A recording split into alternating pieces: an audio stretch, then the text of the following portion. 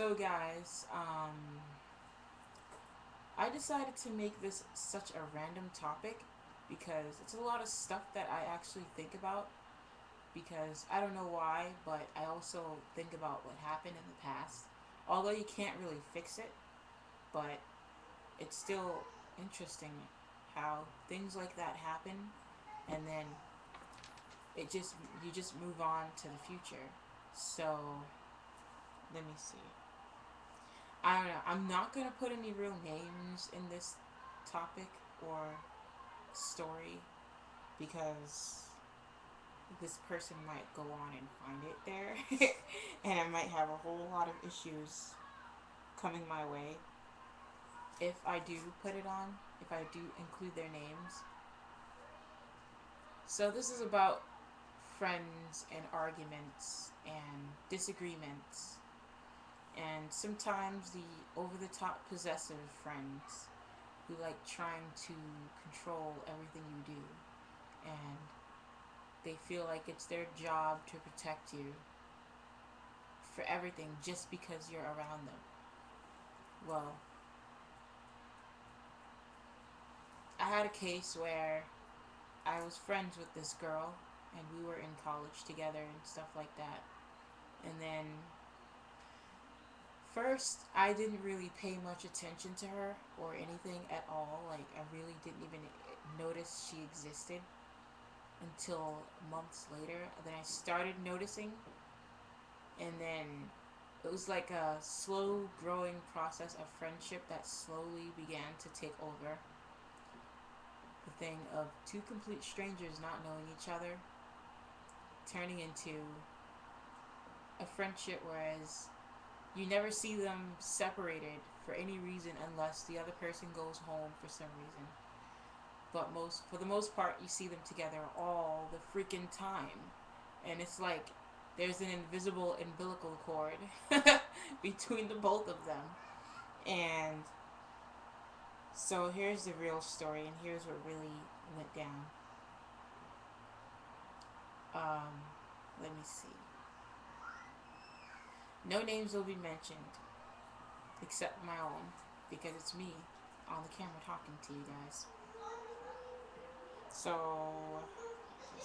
my phone. Yeah, what happened was one year we did not even know each other, and towards the end of the year, we actually started noticing each other and like talking to each other, exchanging phone numbers and things like that.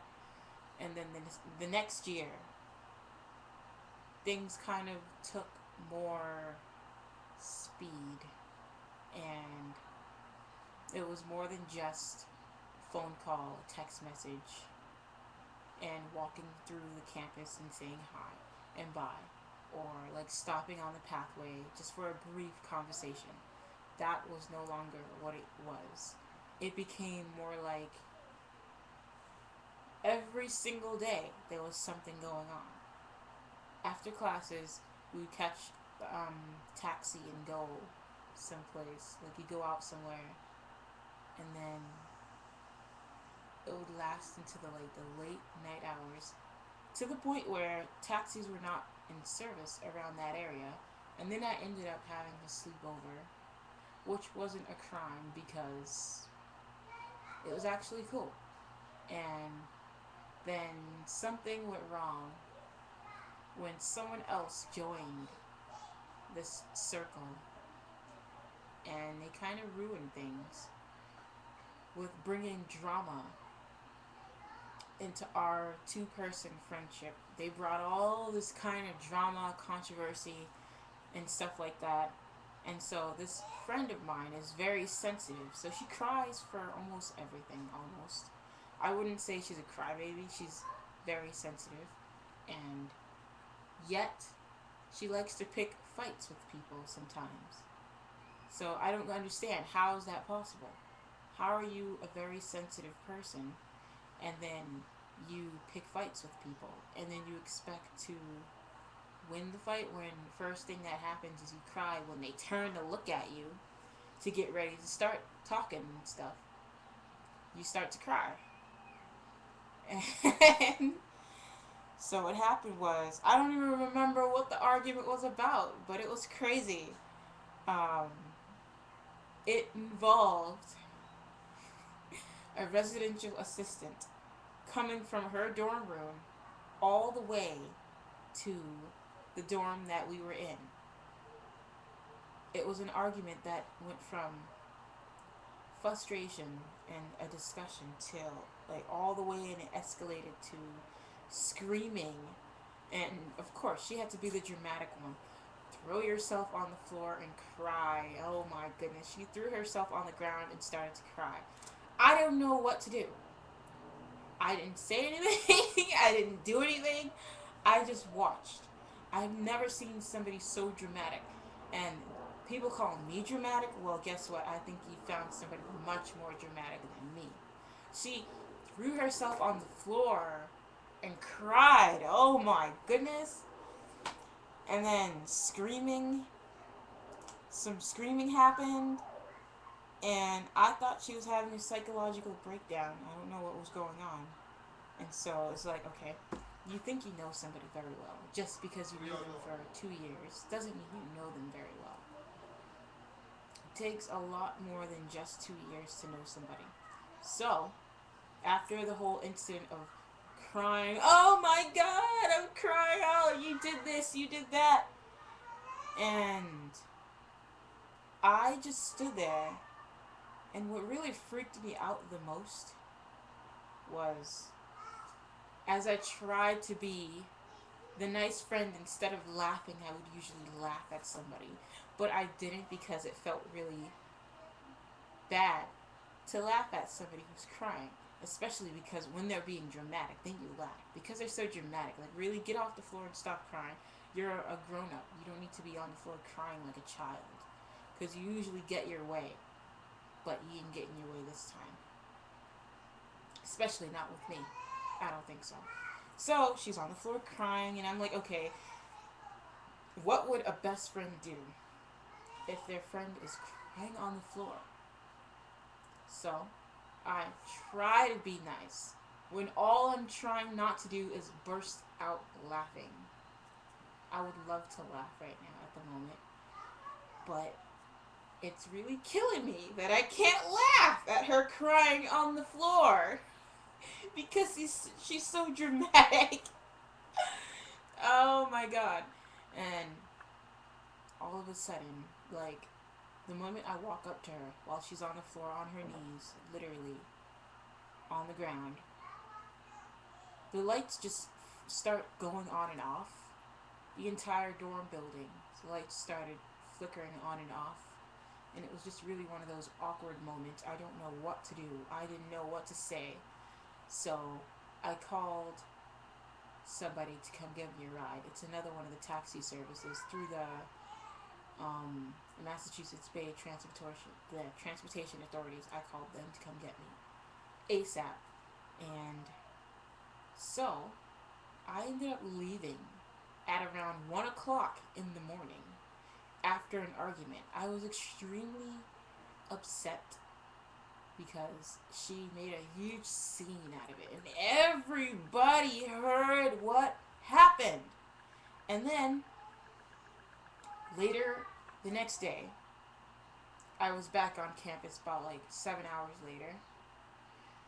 I walk onto campus. I go to the cafe, and everyone's like, here's the thing, when you go to a small school, rumors spread like wildfire.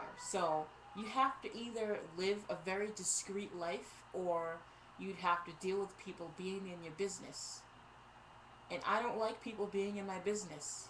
So I chose to live a discreet life by moving off campus.